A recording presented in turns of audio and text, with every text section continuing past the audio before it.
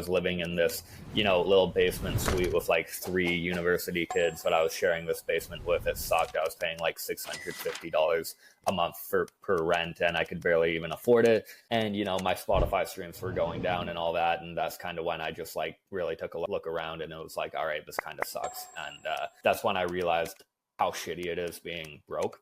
Like being broke really, really sucks. Storm.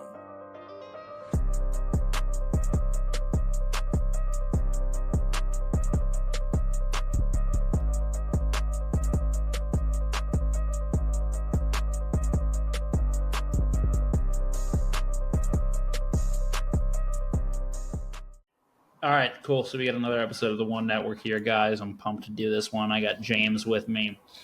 He owns a agency that does acquisition for e-com. James, we had a lot of e-com agency owners, serial entrepreneur guys on recently. So I'm curious to hear about the client acquisition part of that journey, because most of these guys that we talked to were really just like they grew based on referrals or, you know what I'm saying, word of mouth type stuff. So interested to hear about your tactics. We also had we're just talking now about some of your social media appointments at our community that you used to be doing.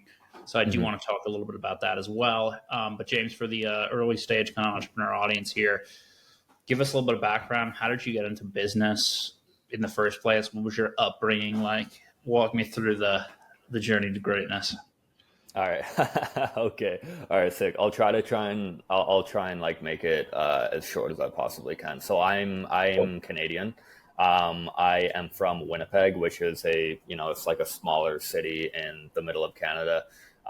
Good upbringing, suburbs, whatever, my mom's, a lawyer, everything like that. Great family, good parents, all that jazz. No complaints. And no food stamps or no influencer bullshit. Like, I had a good upbringing. Yeah. No, it's crazy. I actually was raised quite well. But yeah, so went to like a good high school, private school, like a Catholic Jesuit prep school, everything like that. It was cool, right? No complaints. Good disciplinary system, everything like that. I was always I was a good student, everything like that. I fucked around just as much as the next guy. I drank and did drugs when I was 13, 15, everything like that. But it's not like it absolutely ravaged my brain. I think I'm completely fine to this day. But I graduated, and I don't know if it was from just being an existential kid or like doing too much shrooms as a youth, but like I always wanted to just march to the beat of my own drum. Like I never wanted to just like live life in a cookie cutter way. I was always, and this is an egotistical thing. For any viewers here, I want them to understand that this is ego talking, but I was always very scared of living like a normal life, and just kind of having like a mundane normal life, and just kind of performing at like the standard.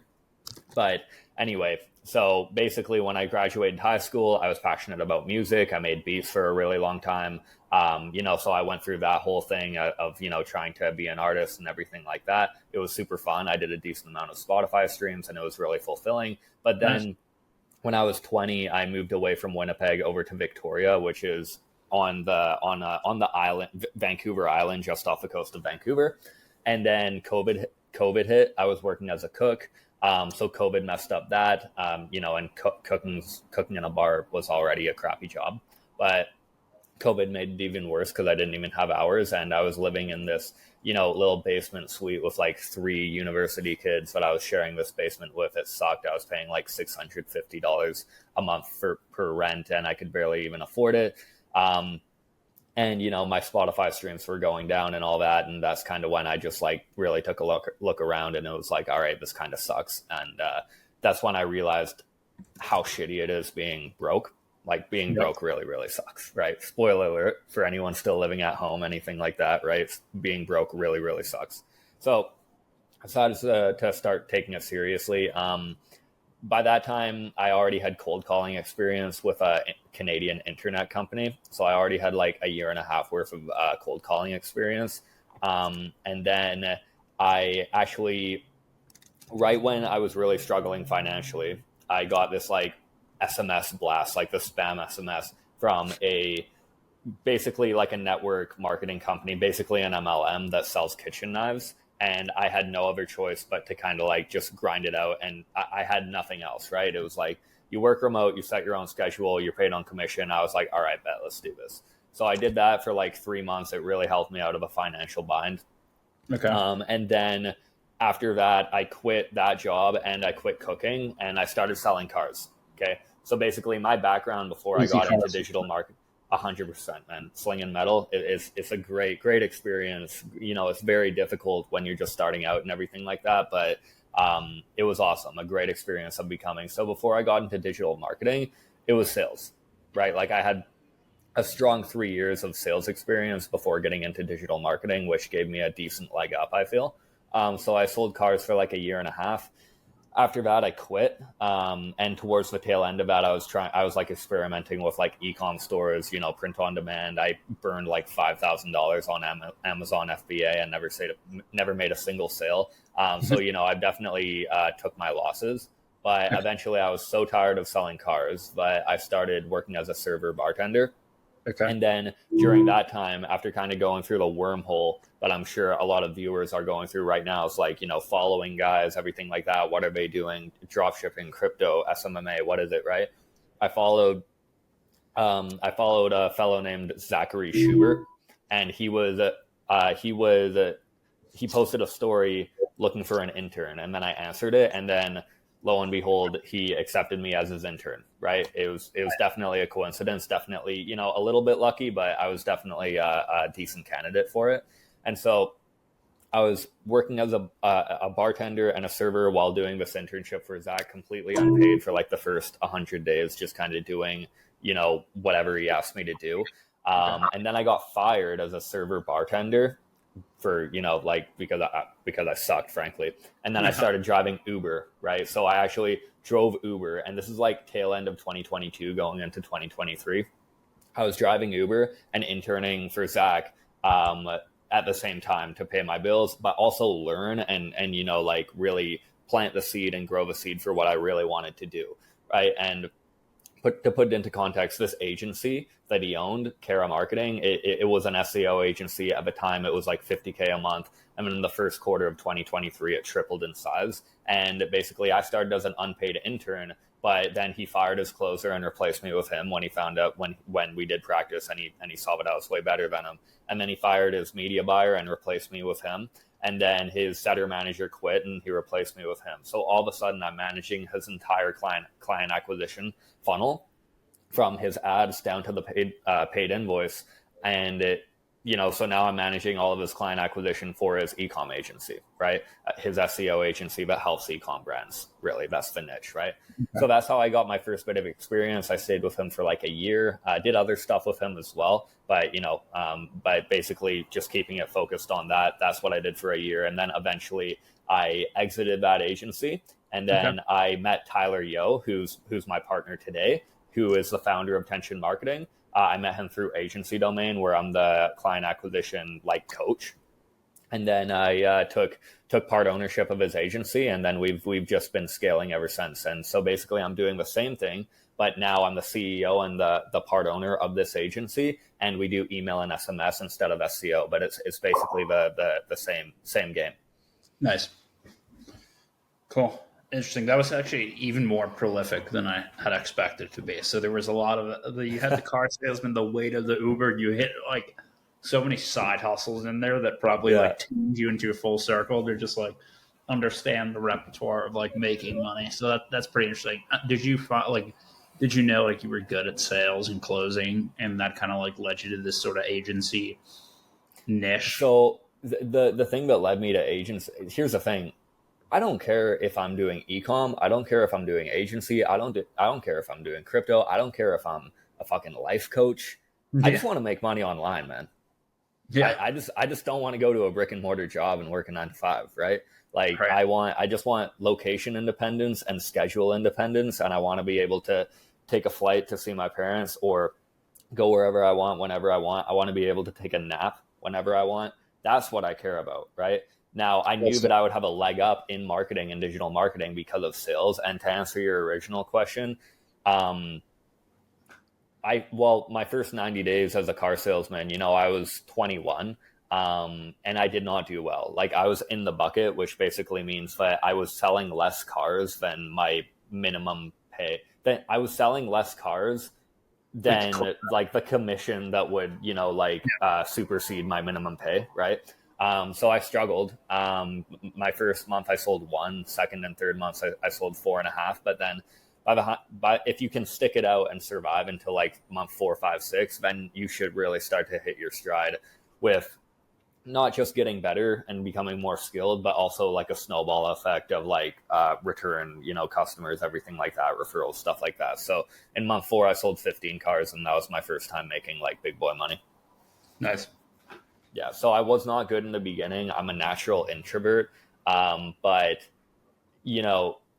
I got good. I was 100% committed to making it work. And basically, as an introverted salesperson, you eventually kind of like just find your own flavor. Like, you find your own way of doing things. And that's kind of like a universal thing for success in anything. Like, you have to find your own unique way of doing something in order to kind of like not be a carbon copy of everyone else that the average customer is just going to hate. Got it. So in terms of like pivoting to that sales role, you mentioned like a couple different roles that you had, sort of like interning or working with or for like another entrepreneur. Like, what did you apply at those roles that like allowed you to get to the place where like you can start your own ventures, or you're partnering up and like co-owning a company with somebody else? Like, what were some of the key things that you did? Like, just working super hard, closing. What are some of the principles there? Man, yeah. So basically, we can just identify the process. So let's just talk about the process of having an agency, right? And just doing an agency. Okay. So you have 2 things at play that are going to allow you to, go from a 10K agency to 50K to $1 million a month agency, right? And basically, the 2 things are acquisition and retention, right? Acquisition and retention, and maybe, increasing your price and stuff like that. But really, it's just acquisition and retention. Here's the thing. If you have like a service that you're good at, and like email and SMS retention marketing, stuff like that, or Facebook ads, like, you can find someone who's very good at the service, and you will get results, right? Like, doing that is the easiest part. Service fulfillment for an agency is the easiest part. Retention is the easiest part. Even if you just have, even if you have the average retention of 4 or 5 months, you can still get up to like an 80K, 100K agency easily. Okay. So all this to say, acquisition is the most important part, right? Client acquisition is the most important part. That is the vast majority. That's the reason why the vast majority of agencies, they just stay stuck at 10, 20K, everything like that. Because, as you said, they're just like focused on referrals, everything like that. So basically, if we're talking about acquisition, we can identify the steps in acquisition and the number one things that other people see, and what makes for an effective client acquisition funnel and an overall client acquisition blueprint with your different channels, everything like that, all going to a booked appointment down to a close, everything like that. Okay. So basically, you have different acquisition channels that you choose, right? So you can run ads, you can do boosted posts on Instagram, you can do organic content, you can do cold email, you can do cold Instagram, you can do Discord networking, everything like that. Okay. Oh, Twitter, right? So those were like 6 or 7 lead generation channels that I just listed off, but I have all seen lead to results. Oh, and LinkedIn too. So that's like 7. All right. And then all of these channels are leading down to booking the appointment, and then bang. Basically, your sales process is generally the same regardless of the acquisition channel. So lead generation is like 90% of acquisition, and then sales is like 10% of it. You have to be decent at sales, but you have to be fucking amazing at generating leads if you want to actually be successful with client acquisition, especially in the e-commerce niche, right? If you run an e-com agency. All right. So a huge thing that I noticed, right? As we already know, I already understood sales and everything like that. And also that's closer to the bottom of the funnel. If we're talking about lead gen, that is the biggest part of acquisition, that is the biggest part of building a big agency. A huge missing piece that most people don't have is a personal brand. Your personal brand and your online presence is the nucleus of your client acquisition and your lead generation. Because if you are doing cold DMs, if you are doing organic content, if you are doing ads, if you are doing Twitter, if you're doing LinkedIn, guess what? All those channels are going to make people see your online presence, right? Same with Discord networking that we can talk about if you want. But basically, in my Discord, I have my Instagram, right? So if I have a nice looking Instagram, and then people that I reach out to on Discord, they click on my Instagram, they're like, oh shit, wow, like he looks legit, all that. Then that just adds to my authority and credibility and all that jazz. People are extremely visual, right? So when they look at your Instagram or your Twitter or your LinkedIn, they have to like what they see. If they don't, then you are being disqualified and there's nothing else that you can do, right? So basically, this is why I drop short form content for such a long time. This is why you want the blue check mark. This is why you want 10,000 followers. This is why you want to speak well in your videos and everything like that, right? And so that, when you are casting this net for this initial attention, all that attention is liking what they see, right? With your social presence. So number one is build a strong social presence, right? You only know who Grant Cardone, Gary Vee, and Alex Hormozi are. We only know who they are because they intentionally made their presence known to us via the internet and content, written content or video content, right? Right. Because when's the last time you saw Cardone Capital or Acquisition.com or VaynerMedia just out in the wild, right? Seriously. And I think, yeah, exactly. It's all the internet. And okay, maybe Gary Vee was on like CNN for like 30 seconds, but that was after he got big on the internet by using content as a mechanism to build a personal brand. So reverse engineer that, build a personal brand. Okay. So if we're talking about, just back to the initial question of, what are kind of the things that, that we need in order to, give ourselves the best chance at success in this vertical, build a personal brand, build out different lead generation channels, increase the volume, have a good offer, everything like that, get people on calls, and then just have someone like Chris or myself or you, become just a presentable person. Like, this is enough. It's not like I have to be in a suit in order to close someone, right? I just need to understand the service, what I do, and I need to give them, a good enough guarantee. It doesn't have to be a stupidly good guarantee, right? And just have a decent amount of authority, connect with people, be completely authentic and genuine, not charge a really stupid amount for the service, right? Just charge a generous amount, whatever I can, and just get the invoice paid, and you're rolling. Nice. And then you just rinse and repeat and just keep on doing that. Nice. Okay. So you hit on to, obviously I agree with you on that, the 10% sales and 90% lead gen, top of the funnel, much bigger piece of the equation. I agree with you with personal branding. That's like, you have all these like kind of no name people, right? Where it's like a fake profile picture. What I'm saying? They got no followers. Yeah, totally. Nothing going on. Such a waste of time. That's a place where you would completely lose people doing lead gen. Yeah. What are your other aspects of this lead gen philosophy in terms of things like finding quality leads to reach out to? I think is one bottleneck on all these platforms, especially on ones like Discord, etc., where there's a lot of kind of like time wasters. And then number two would be the actual construction of the message or the hook. Big time. Dude, like, the lead quality is everything, is absolutely everything, right? And thank you for bringing that up. You get in front of higher quality leads, all of the cascading performance metrics will be higher, right? So you get in front of higher quality leads, they will book at a higher rate, they will show at a higher rate, they will close at a higher rate, they'll close at a higher gross, and they'll retain longer, right? All just as a cascading effect of getting in front of the right people, right?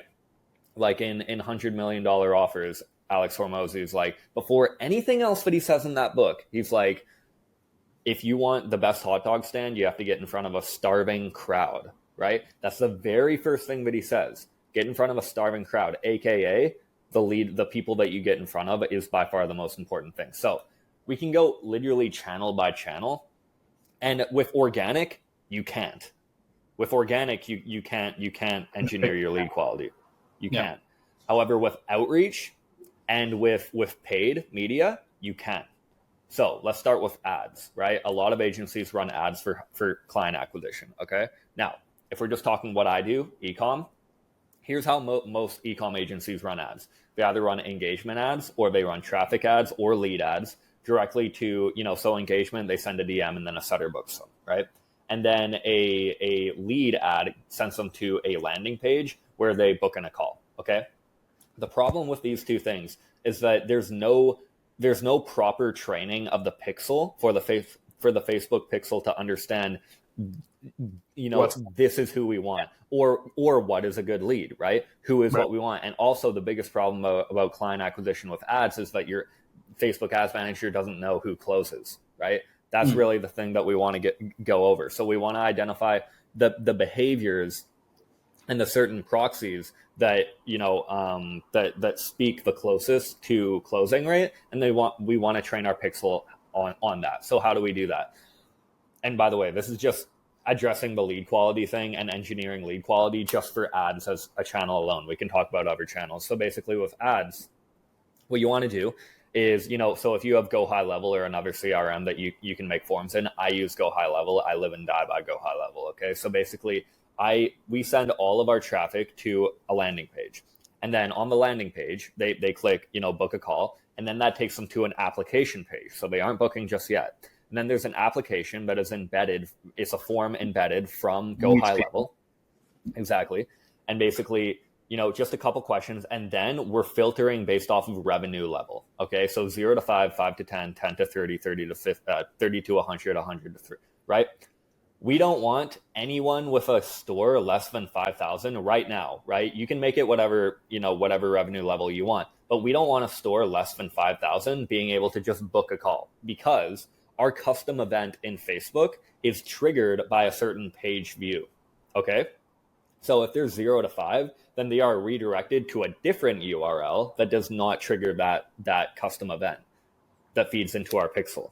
Okay. Right. Makes sense. And then if they're 5K or more, then they are directed, first of all, they're directed directly to a booking page, so they can just book right in. We don't have to call them. They just book right in. Perfect. And our pixel is now identifying the actions and behaviors of the people who have a e-com store doing $5,000 a month or more, right?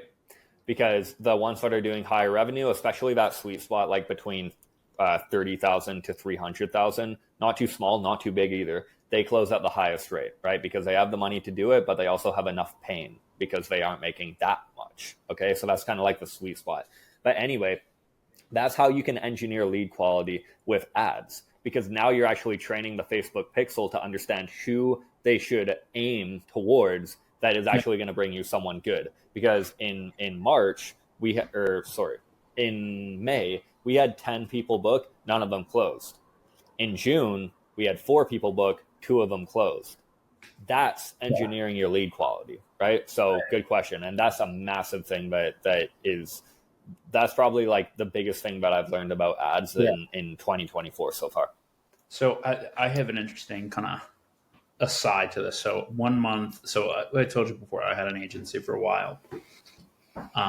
1 month we booked, maybe we were obviously doing B2B outbound. That was the agency. Mm-hmm. So then we were good at that. But we booked maybe 120 meetings outbound a month, like discovery meetings. 2 months in a row, 120 a month. Okay. And there was 1 month where we had I can't even remember the exact numbers, but drastically more closes in terms of the gross and just like the number of them, that the percentage that closed, right, than the previous month. And one of the things that we did, we have a template that worked, but we changed some aspect of, or I'm sorry, we had a list that we had the same list, but we changed some aspect of the email template to not ask a qualifying question about their revenue. Yeah. Okay. Yeah. So what do you think? I mean, beyond the actual form, like having a form, you know what I'm saying, like in the marketing funnel with GHL, etc. Like, what are some other ways to like ensure that the leads are quality outside of like a basic revenue filter? Well, that's definitely the main one. In terms of just simply Would you say that identifying, covers like 90% of cases? It's just like yeah, yeah, top line. like that's really like the only that's really like, because here's the thing: if a police officer is right there, just 10 feet away, watching you, are you going to break the law? Obviously not. Does that make you a good person? Obviously not, because you knew that they were watching, right? It's about how you behave when you are under the impression that no one's watching, but really defines your character and who you actually are. So when we're asking clear qualifying questions on a form, yeah, I mean, some people are going to cap, right? They know that they're being qualified, everything like that, right? So, that's always going to be an issue. And there's no other question that we can just quickly ask to get a decent handle on their lead quality. Let me One so I thing, guess the one, just not to interrupt you on that point, but where I was going with this was, um, there are cases, right, where you have like in a larger company size where it's like 50, 100 people. I don't know if this is the case with, the e-com agencies, etc., but there is a case where they are like they already are working with an agency, or they already have like some marketing budget allocated. Do you know what I'm saying? Like, yeah. not just their revenue. Okay, we've got money. Assessing, like, have they decided we need an agency? Do you know what I'm saying? Like, we've decided, okay, we need an agency. Now I'm talking to James and his agency. Let's move forward. But some of them, Man, and that could be a great question to add. Right. That could be a great question to add. Are you currently working with an agency? Have you worked with an agency in the past? Honestly, I might go ahead and add that to the form. That's a great question. Is there a third factor, though, that you can prospect off of? An example being, how much marketing do they already have built out? Like, do they have like a well-designed websites? You know what I'm saying? Like something that you can visually tell before they get in the funnel. Oh, 100%. Right. Okay. So that like in terms of training Facebook's pixel, not really. But if we're talking about, like who we really want to be extra prepared for and everything like that, and make sure that we give our best. Okay, two things. Yeah. So looking at the website, seeing if they have a nice looking website. If the website is ass, then, obviously a very low quality lead. And then number two, this is a massive thing. In all your forms, you should have an additional notes section. Okay. What I've found is that when people provide additional notes and it's more than like 5 coherent words or longer, that has that runs very parallel with an increased show rate and close rate if they provide additional notes. Yeah. Very, very important metric. It shows you that they're willing to give you information that's going to help you close them. It's like showing that they're into it. It's kind of a pre-indicator. Yes. And when I was with the SEO agency, our main ad funnel was engagement ads, where people would send us a DM and we would actually have a little conversation when setting the call. And basically I would shit you not, I would be able to predict with a solid 70% accuracy, right? Nothing crazy. 70% accuracy who was going to close based off of their level of engagement. The additional notes section is a proxy for engagement, right? So if they like make a good amount of notes, everything like that, okay, I know that they're in a little bit more pain and they already have a certain level of trust going into the call. And case in point, higher closing rate, higher show rate. So that's a huge one. Right. Yeah, it's interesting. And like, I feel like if they did sometimes, like, if they do their research on you before the call, they see that you're legit, right? You got a solid agency, whatever. Like, then that's when they start filling the extra comments and the Calendly or whatever they take form. Yeah. But when they don't do that, it's like they didn't, you know what I'm saying? They weren't qualified in some way. So that you kind of have to do a little more before you get them on the call, just so the flow is there. 100%. And as the closer, then now we're talking about pre-call, right? So that was lead gen. Now we're talking about pre-call. The closer should always send a personal text and a personal video message before the call, right? Yeah. And then you can see if they reply. Yeah. Of course, you like I'm a huge advocate for video messaging and everything like that. But anyway, you can tell by their response, by their engagement, if they ask you questions before the call, if they ask like in-depth technical questions, right? That's when you're really starting to actually get a pulse on like the type of person they are. And then if you have a post-booking BSL, right, being like, hey, have you watched the video, stuff like that. If people are like, yeah, I watched the video, I'm ready, all that, like, is there anything that I should have like prepared? It's a wrap.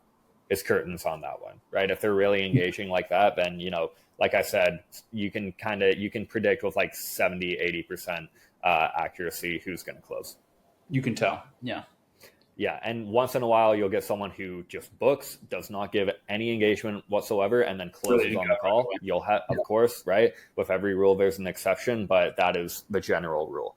Do you only? I know that your focus is obviously the e-com agencies, but do you find that this process works when you're selling something that's not in a predefined category? So, for example, we have like some SaaS products where it's like it's not an agency is kind of like a must-have because you need it's a position, it's something that you need to have filled. Whereas sometimes a SaaS that does something for you that's like a plus, but it's not an existing category. Yeah. Do you know what I'm saying? Do you ever have that, like, you know what I'm saying, where the sales process is different or so basically if it's a SaaS, but because in my opinion, what's more important than the service is the niche and who you are talking to, right? So I feel that marketing is all about understanding who you are trying to get in front of and the impression that you're trying to give to them. So I believe that I could sell a service or a SaaS if it's still to e-com. I understand the e-com niche, and that's what allows me to succeed. If you're selling a SaaS to realtors, I wouldn't even want to speak on that because then I would just be another influencer talking out of my ass about something I've never done. Okay, so for example, let's say I have a member of our accelerator, right? E-com price comparison tool, basically like seller intelligence, high ticket. How do you sell and qualify that? Versus, not to put you on the spot here, but just give me like, you knowing this space, how would you sell and set up a sales process for a company like that? I mean, basically, I would do the same things. It would just be our messaging and our creatives would just be, tailored towards the SaaS instead. I know that Alex Becker does this with Hyros, right? With Hyros, it's kind of like triple whale, like you're tracking your ads, everything like that, your ROI, all that jazz, right? So I know that that's how he does it. And I would still ask the same qualified questions and everything like that. I think that I would start with copying and pasting and then just like tweaking things based off of the fact that we're selling a SaaS and what it does and everything like that. Maybe if it's a SaaS that they use, then I would maybe speak to more of a aware segment of the market because it's not a 100% done for you service. It's something that they kind of have to understand and stuff. Maybe, but I would really just start by copying and pasting it, and then I would kind of just jump right in and then make changes from there. Got it. Cool. It would be similar though. Makes sense. So in terms of your current company Tension, how's that been? What's the scaling process like for that? Yeah, so I came in, well, first of all, Tyler scaled it by himself from $0 to $20,000 in like 90 days just from Discord networking and cold IG outreach, nice. Which is super, super fucking impressive. And then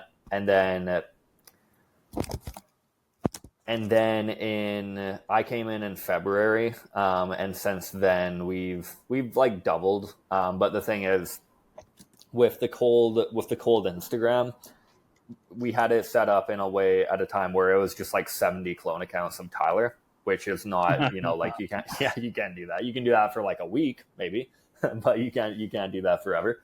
And then with the Discord networking, I mean, that leads to like referrals and stuff like that, which we're still, getting drip from. And now I've taken over that, just reaching out to e-com guys in Discord and stuff, which is showing, signs of life. But basically we had to restructure our Instagram cold outreach strategy. And so that's kind of been a lot of running around. So basically like things things have slowed down. Like we're about double the size, right? I was hoping to be a lot further along than where we're at right now. We're at like 30K a month right now, which is fine for an agency, but it's only like 6 months old, right? But basically, getting cold clients is a lot harder than getting clients that you met in a Discord group because you also have like an e-com store Shared and stuff like interest. that. You know what I mean? So like, cold acquisition is a lot harder. We have closed deals from ads and everything like that, but ads, you have to spend more, you have to keep on testing more, you have to train the pixel more, everything like that, right? So we're still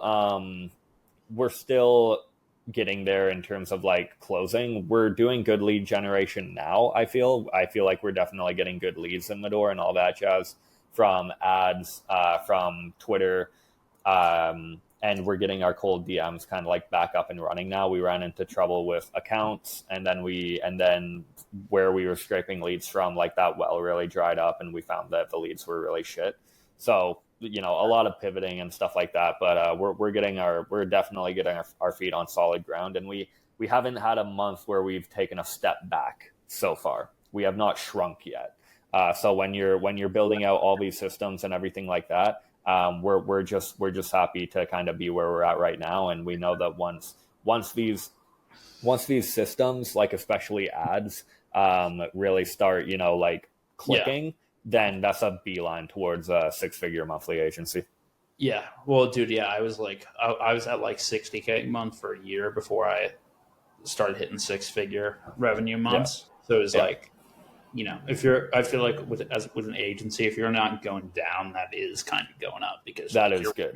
You just need a new lead gen source, and then boom, shit's gonna go up. So honestly, not shrinking is a blessing, especially when you're like trying to get cold leads and everything like that. And then once you crack the code to cold acquisition, then you're balling.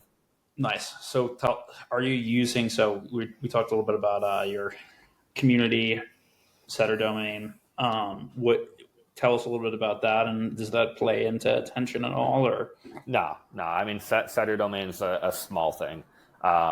It's still an active community. Anyone that's watching but is trying to get placed as a setter, feel free to hit us up. But it's not my pride. Do you feel so? This is my curious questions here. Like we were talking before the podcast, like Luke Alexander, another guy who's been on the pod. Do you feel like that's a do you feel like that's a scalable way, like businesses using setters, like randos that you find on Discord? Like, is that a scalable way to grow, or do you have to like bring people in house, like for an effective outbound or automate? Like, do you feel like a business can grow recruiting appointment setters on social media, randos? Yeah, that's fine. I mean, obviously, if you're just it depends where you hire the setters from. Like, if you're just hiring if you're just hiring straight off of like PH Hire or Fiverr or Upwork or something like that, then you'll burn through a lot more. Honestly, one of my favorite things about having a little personal brand is being able to just post a story asking for something, and I get it every single time. Like every single time, if I'm trying to learn about, like if I want to hire setters, I post a story, 15 guys wanting to work for me, right? So I mean, that's really the best way to hire. To answer your question though, like is it scalable, to have setters? Yeah, it depends on how your business really operates. Like if people really need to have a conversation before they book, perfect. I've found that like in e-com acquisition, removing the setter and like having the funnel set up the way that I said, with direct to website application, stuff like that, and they book, and then just pre-call warming up, that completely works. So I do not use setters personally. I use them for outbound, but that's would you just use have VAs do that? Would you hook them up with aliases of your personal brand or the owner's brand, or would they be on their own accounts? No, yeah. So, I mean, basically, we would have 5 clone accounts or 10 clone accounts of me, Tyler, and Brandon, who's our head of client relations. And so that would be like 30 accounts right there. And then basically all the VAs would do is log into the accounts, and then they would just send the initial outreach message. And then you handle the follow-up from there. Yeah, I mean, there's just one like 24-hour follow up. So they handle the initial outreach message. Then if they don't reply, it's a 24-hour follow up that they handle. And then yeah, and then I can have like one or two people just like logging in and checking responses. Then if they respond, they just send it. They send it in our Discord channel to Tyler and myself, and then we basically just tell them what to say. And what's your payment structure with the setters? Is it a commission or an hourly? Yeah, it's going to be commission. We'll pay VAs for the outreach, right? But then for the setters, dude, literally like because we provide the leads, we provide the outreach, everything like that. And also they're leveraging our likeness as well. Like there's nothing worth paying a lot for it. There's literally nothing worth paying a lot for it. If you want to go out, build out your own acquisition channel, do what I do, and then get your own clients, we'll give you 20% recurring, right? Because you're actually doing that. But all you're doing is just replying to messages on my account. Yeah, you know, 12% of upfront cash collected is more than enough. Fair enough. So cool. So what are your goals right now as an entrepreneur and for your businesses? And definitely scaling tension. 30K a month is not enough. Not even close. You want to sell it, or you see it as like a... I mean, what if Tyler and Mohammed, he's our chief operating officer who also has part of ownership. Like if those boys want to sell it, then, you know, like I wouldn't be upset. Nice. I don't really care. Like I just love the game. I just love the game. Like I just love the game, bro. I just want to go from 30K to 100K to 200K. Like and if we sell, okay, cool. Like if I'm getting a little bag for selling it, then I'll happily, you know, like it's whatever, right? But right now, I don't think more than like 6 months ahead. I don't know where I'm going to be 6 months from now. I don't know. Like the agency could very well be a 100. Honestly, I think that it is going to be at 100K by the end of the year. So really, like, I'm really just concerned with scaling tension to the next level, like 80K, 100K, and then we'll see what happens from there. But I'm really like a 1-2 step kind of guy. Like I'm not looking too far into the future. I'm focusing on like right now, just the step in front of us.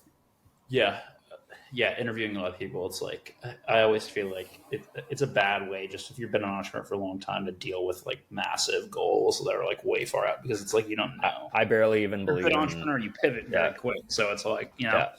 Yeah, and believe it or not, like especially compared to like guys that I've worked with and worked for, like I don't really believe in like writing down goals and everything like that. I believe in just like, dude, just identify the action and just do good, and whatever happens. Like, nice. And ever since I sold cars, I remember in my 4th month of selling cars, I had the goal of selling 10 cars and I sold 15. So much for that goal, right? Like it didn't fucking matter. Like so I barely even believe in goals in general. I know that I want to make a lot more money and scale tension to the moon though. Yeah. But it's like you said, you got to love the game. I love the game. Nice. James, where can people find you, man? What's the best way to get in touch? And what kind of DMs can people send you that you'll respond to? 100%. Wait, did you say what kind? Yeah. If somebody sends you hey, I can improve your YouTube thumbnails. Yeah, don't fucking send me that bullshit, man. You'll get blocked in an instant. Instagram is James Buchok, JamesBuchok. You can hit me up in the DMs if you need help. Okay? Hit me up in the DMs if you need help, not if you think I need help, okay? Because I don't need help. All right? So hit me up if you need help. You improve those thumbnails. Yeah, hey, well, you know, dude, if you can get me on a podcast like Chris and have a 30-minute conversation with me and help me with content, then you can ask me for some shit. But nice. Okay, yeah, if you need help scaling an e-com store, I provide lots of guidance, completely free 99. That's super easy. You know, I can get you into my e-com Discord, everything like that. You know, we help ground zero e-com stores get up to 30K a month and then beyond. But like basically it's free guidance up until 30K a month, and then we can come in and do your retention marketing for you.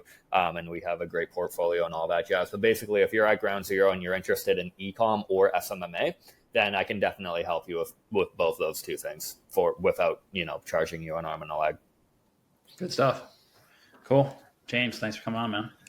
Yeah, thanks, G. Appreciate you. Good stuff. Storm.